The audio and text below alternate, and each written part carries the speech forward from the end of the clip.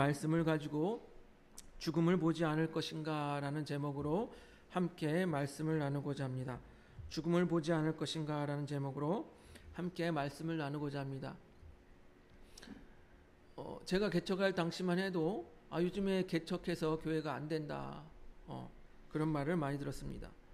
또 요즘에 전도를 나가도 전도가 잘 되지 않습니다. 왜 전도가 잘 되지 않을까요? 저는 사람들의 가치관 때문이라고 생각이 되어집니다. 지금 이 시대를 살아가는 사람들의 가치관이 어떻습니까? 잘 먹고 잘 사는 것에 집중되어져 있죠. 웰빙이라고 하는 잘 먹고 잘 사는 것에 집중하여져 있습니다. 그런데 우리가 그 가치관을 깨트리고 예수의 가치관으로 살아라 라고 말하니 그들이 들을 수가 없는 거예요. 그 가치관이 쉽게 바뀔 수가 없는 것입니다. 그런데 여러분, 웰빙 하려면 무엇이 필요합니까? 무엇이 필요합니까? 돈이 필요하잖아요. 돈이 필요합니다.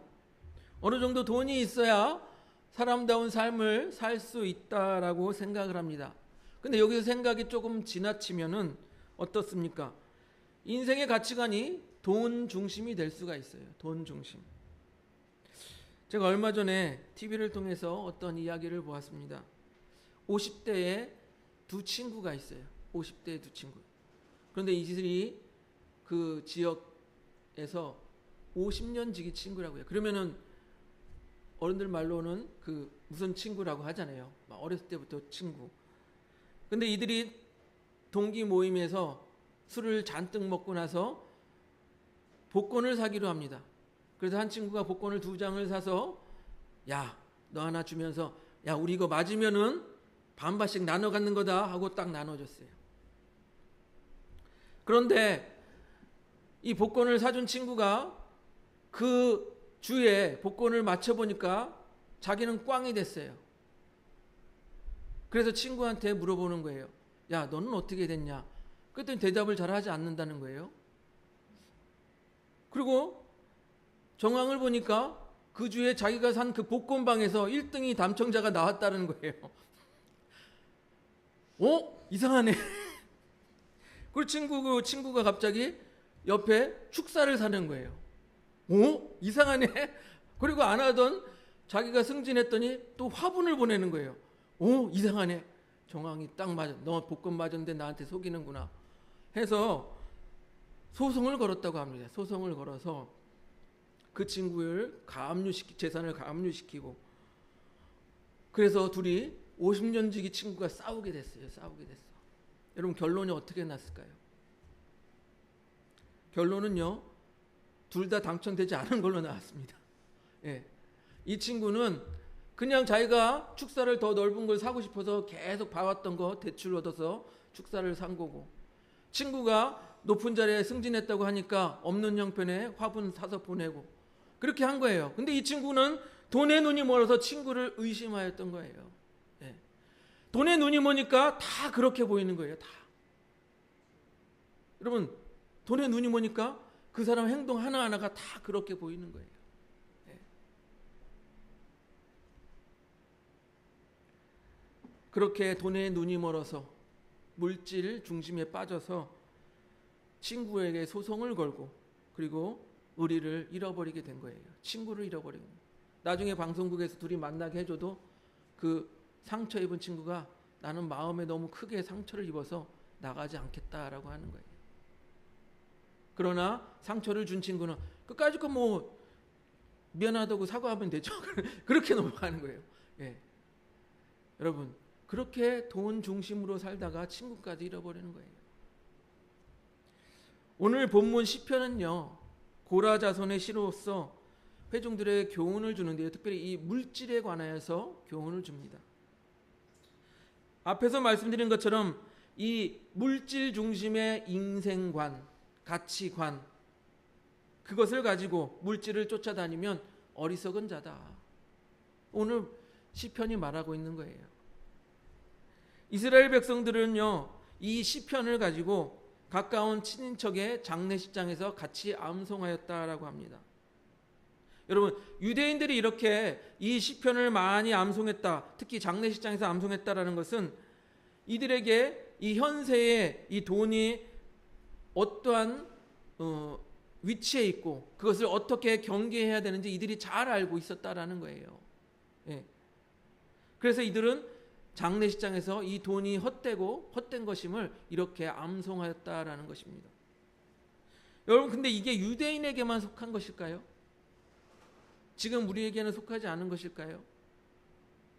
이 돈 중심으로 살다가 인생이 허무하게 끝나는 것은 모든 인생에게 포함된 일일 것입니다. 그래서 오늘 본문을 보니까 세상의 거민들아 모두 귀를 기울이라 라고 말합니다. 또 2절에 보니까 귀천 빈부를 막론하고 다 들을지어다 라고 말하고 있어요. 그러니까 모두가 이 하나님의 지혜를 들어야 한다 라고 말하고 있는 것입니다. 하나님의 말씀, 곧 하나님의 뜻과 지혜는요, 이 세상 사람들이라면 누구나 예외 없이 들어야 할 중요한 말씀임을 강조하고 있는 것입니다. 여러분, 세상 사람들에게 교회 좀 나오라고 하면 말을 잘 듣습니까? 안 듣죠. 예수 믿고 구원받으라고 하면 말을 잘 듣습니까? 안 듣죠. 그런데 만약에 당신이 오늘 죽게 된다면 이렇게 말을 하면 귀를 기울일 거예요. 왜 그렇습니까? 이 죽음이라는 단어, 건강, 생명이라는 단어는 모든 사람들이 민감하게 반응하는 단어이기 때문입니다. 그런데 여러분, 아무에게나 당신이 오늘 죽는다면 하면은 안 돼요. 왜 그렇습니까? 예. 그런 말을 함부로 사용하면 그들에게 호의적이지 않게 들릴 것입니다. 그래서 아무한테나 사용하기보다는 어느 정도 친분이 형성된 사람에게 그렇게 복음에 대해서 꺼낼 때 말을 할 수 있는 것이죠. 이렇게 사람들은 죽음이라는 단어에 민감하게 반응하는데 왜 그렇습니까? 이 죽은 후에 이 세상을 떠나고 나서 어떻게 될지 모르고 두렵기 때문이에요. 예. 그래서 오늘 시인은요, 그런 두려움을 나는 두렵지 않다라고 말해요. 한번 볼까요? 49편 5절 넘겨줘 보세요. 오늘 본문 49편 5절을 보겠습니다. 같이 읽어보겠습니다. 시작. 죄악이 나를 따라다니며 나를 애워싸는 환난의 나를 내가 어찌 두려워하랴. 어찌 두려워하랴 라는 말은 두려워하지 않겠다라는 말입니다. 예. 일단 말씀을 보면요, 우리 사람들은 죄악이 우리를 따라다닌다는 것을 알 수가 있어요. 모든 사람은 이 죄의 유혹에서 벗어날 수가 없습니다.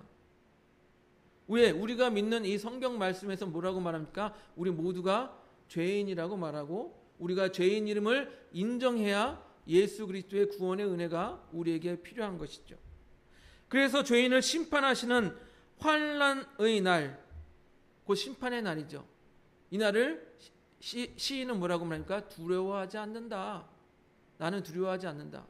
앞에서 모든 사람들이 죽음을 두려워하는데 이 시인은 두려워하지 않는다라고 말합니다. 이 마지막 날을 우리가 이 최종 하나님의 그 심판의 날, 마지막 날이라고도 생각할 수 있지만 어떻게 보면 우리 개개인의 죽음의 날을 마지막 날이라고, 환난의 날이라고, 심판의 날이라고 생각할 수가 있는 것입니다. 여러분, 한번 생각해 보세요. 나는 내가 죽음을 앞두고 죽음의 날에 두려워하지 않을 자신이 있으십니까?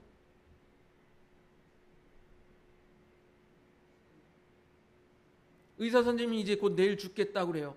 그럼 여러분 두려워하지 않고 죽음을 맞이할 수 있겠습니까?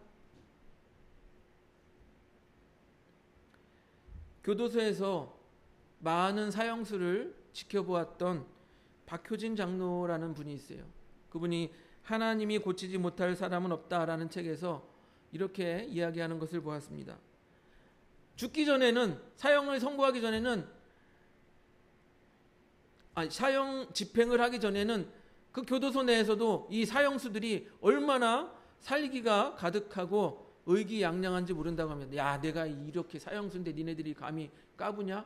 하고 의기양양하다고 해요. 그런데 막상 사형 집행을 위해서 교수대 앞에 서면은 모두가 미친 사람처럼 두려움에 떤다라고 합니다. 근데 반대로 예수를 믿고 회개하여 돌아온 사람들은요, 그 사형 집행 장소에서도 의연하게 죽음을 맞이하는 것을 보게 된다라고 합니다. 여러분, 오늘 시편기에도 마찬가지로 말합니다. 환난 날, 곧 개인적인 죽음의 날에도 나는 두려워하지 않겠다라고 말하고 있는 거예요. 그 이유가 무엇일까요? 그럼 그 이유가 무엇일까요? 바로 하나님께서 나를 구원하신다라는 확신이 있기 때문 아니겠습니까? 그러나 이 세상의 가치관을 가지고 사는 사람들은요, 일평생을 세상의 가치관으로 살아가다가 돈이나 많이 벌고 돈이면 안 되는 것이 없다라고 생각하며 살다가 환난의 날, 곧 개인적인 죽음을 맞이하는 날이 될 때 자기가 가졌던 그 가치관이 모두 헛것이었음을, 무의미한 것이었음을 깨닫게 되는 거예요. 특히 오늘 시인은요, 6절과 7절 전반절에 재물로 형제를 구원하지 못한다라고 말합니다. 우리가 같이 읽어볼까요? 넘겨줘 보세요. 시편 49편 6절과 7절 전반절 같이 읽어보겠습니다. 시작. 자기의 재물을 의지하고 부유함을 자랑하는 자는 아무도 자기 형제를 구원하지 못하며, 아무리 재산을 많이 모으고 부자가 되었다고 하여도, 많이 저금을 하였다고 하여도 형제를 구원하지 못한다라고 말합니다. 또한 뭡니까? 자기 생명도 구원하지 못하는 거예요. 아무리 돈 많은 사람이라고 할지라도 자기 생명을 구원하지 못하고 또한 형제도 구원하지 못한다라고 합니다. 우리는 이 가르침을 신약성경 누가복음 12장에서도 보았어요. 무엇입니까? 어리석은 부자 농부죠. 그 부자 농부의 비유. 예수님이 비유하셨습니다. 어느 한 부자 농부가 있었어요. 근데 그의 농사가 너무 잘 됐습니다. 그래서 이제 내가 내 곡간이 작으니까 곡간을 헐어버리고 더 크게 곡간을 지어서 그곳에다 이번에 농사 지어서 풍년 든 거 다 저장하고 또 물건도 많이 저장해야 되겠다.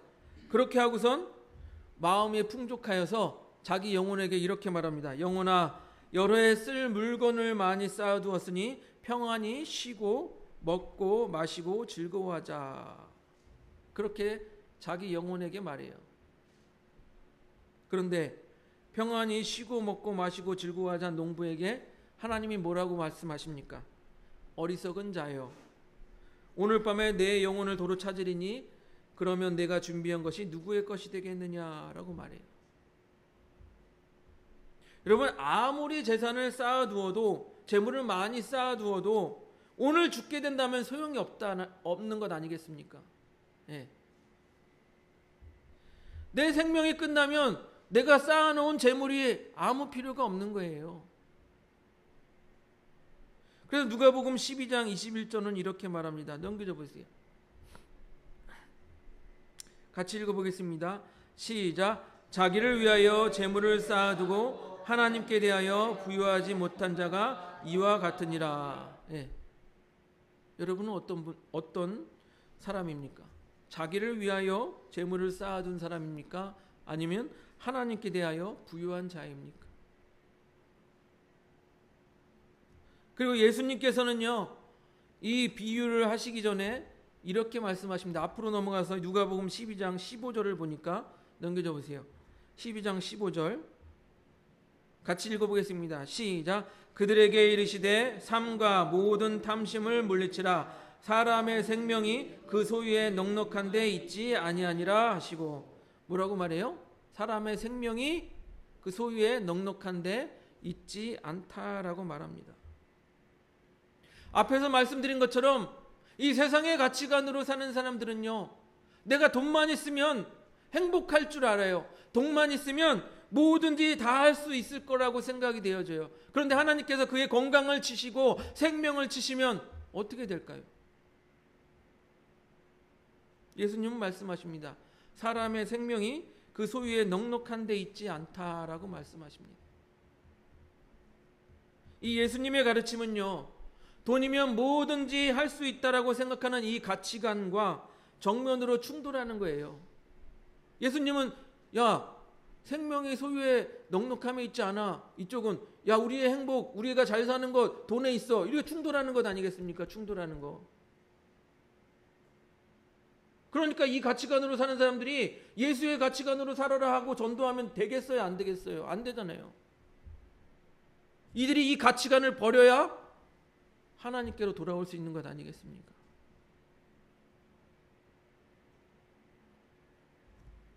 여러분, 세상의 가치관으로 사는 사람들은요, 돈이면 뭐든지 살 수 있다라고 생각을 합니다.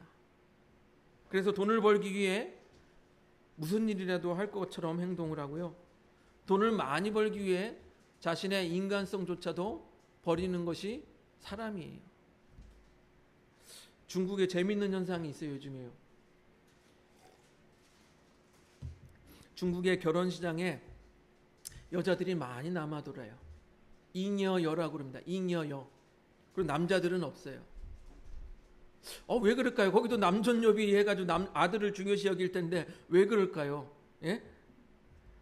그 이유를 살펴보면요, 중국에는 결혼하려고 하면 여자에게 그 지참금을 주거나 아니면 부동산을 제공하거나 하는 그런 관습이 있어요. 그것이 무엇이냐 하면 차이리라고 해요. 차이리. 중국말로 차이리라고 하는데요. 이 차이리가 너무 과한 거예요. 그래서 이 남자들이 이 차이리가 너무 과해서 결혼을 안 하겠다라고 하는 거예요. 여러분, 중국의 대학교를 졸업한 평균 대학 대졸자의 임금이 119만 원이라고 합니다.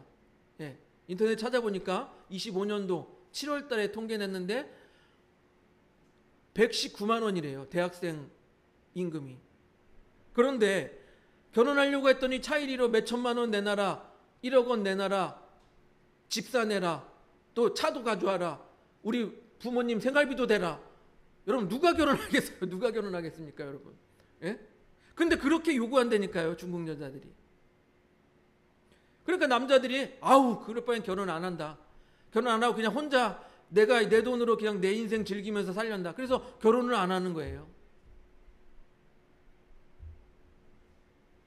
만약에 그렇게 힘들게 결혼을 했다고 손치더라도 그렇게 남편이 열심히 일해서 돈 벌면은 우리 남편 감사해요, 고마워요 하고 이렇게 칭찬해주고 사랑하면 얼마나 좋아요. 또 그렇지도 않아요. 왜 돈 이거밖에 못 벌어오냐, 쥐꼬리만큼밖에 못 벌어오냐, 너는 나한테 돈만 벌어다 주면 돼.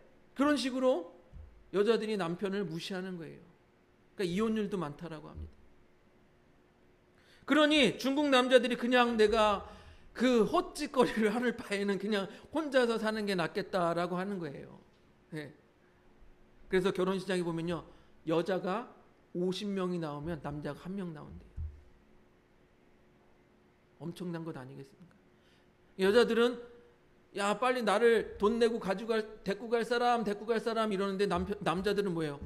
돈 없어. 너 같은 애들 안 할래 그러는 거예요.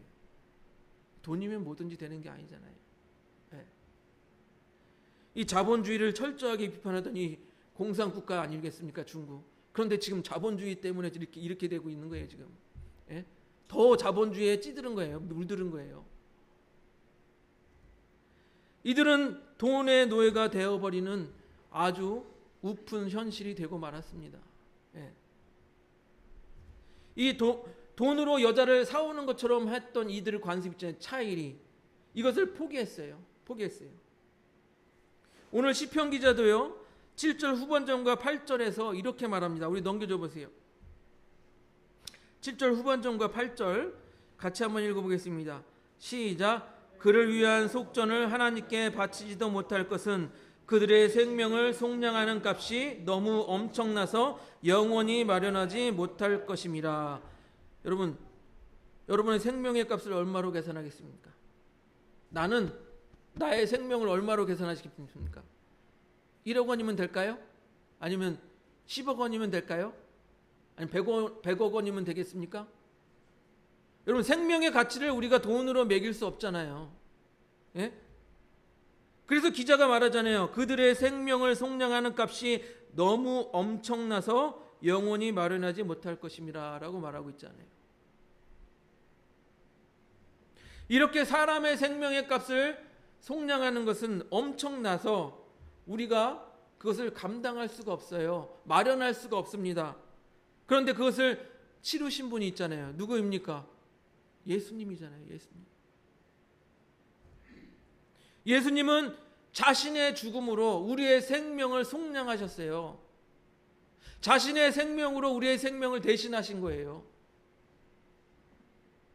여러분, 세상의 가치관은 어떻습니까? 야, 내가 더 많이 가지고 내가 더 잘 되고 내가 살아남기 위해서 남을 짓밟아야 돼. 그런데 예수님은 어땠습니까? 우리의 생명을 속량하기 위해서 자기를 희생하신 거예요. 그러니까 가치관이 맞지가 않잖아요. 예수님은 희생하신 거예요. 그래서 바울은 고린도전서 1장 18절에 이렇게 말합니다. 넘겨줘 보세요. 같이 읽어보겠습니다. 고린도전서 1장 18절 시작. 십자가의 도가 멸망하는 자들에게는 미련한 것이요 구원을 받는 우리에게는 하나님의 능력이라. 바울 사도가 2000년 전에 이렇게 말했는데 그때도 세상 가치관은 십자가의 도를 이해하지 못하였어요. 야, 저거는 미련한 거다, 미련한 거. 근데 지금 어떻습니까? 지금도 이 십자가의 도를 세상의 가치가 이해하지 못하잖아요.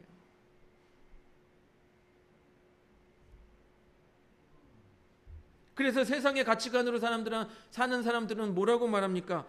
야, 미쳤냐? 왜 그 사람을 위해서 우리가 희생을 해? 교회와 그리스도인들을 이해하지 못합니다. 야, 주일날 놀기도 바쁜데 뭐 그 교회 가서 예배 드리고 있냐? 그리스도인들을 이해하지 못해요. 자기들의 가치관으로 이 교회와 그리스도인들을 이해하지 못하니까 교회에서 교회 좀 나오시오, 예수 믿으십시오 아무리 얘기해도 이들에게 들리지 않는 거예요. 고린도전서의 말씀처럼 미련하게 생각하는 거예요. 야, 너는 미련하게 지금 뭐하냐? 야, 돈 벌었으면 자기 먹고 즐거운 거 살아야지 뭘 교회 헌금하고 그러고 사냐? 그렇게 말하는 거예요. 사랑하는 성도 여러분, 여러분은 어떠한 가치관으로 살아가고 계십니까? 세상의 가치관으로 살고 계십니까? 아니면 예수 그리스도의 가치관으로 살고 계십니까? 아니면 이도 저도 아니고 어쩔 때는 이쪽, 어쩔 때는 저쪽, 양쪽 양다리를 걸치고 살고 계십니까? 그런데 예수님께서는요, 세상의 가치관을 가지고 살아가는 사람들은 예수님을 따를 수 없다라고 말합니다. 마태복음 10장 37절 38절을 볼게요. 넘겨줘 보세요.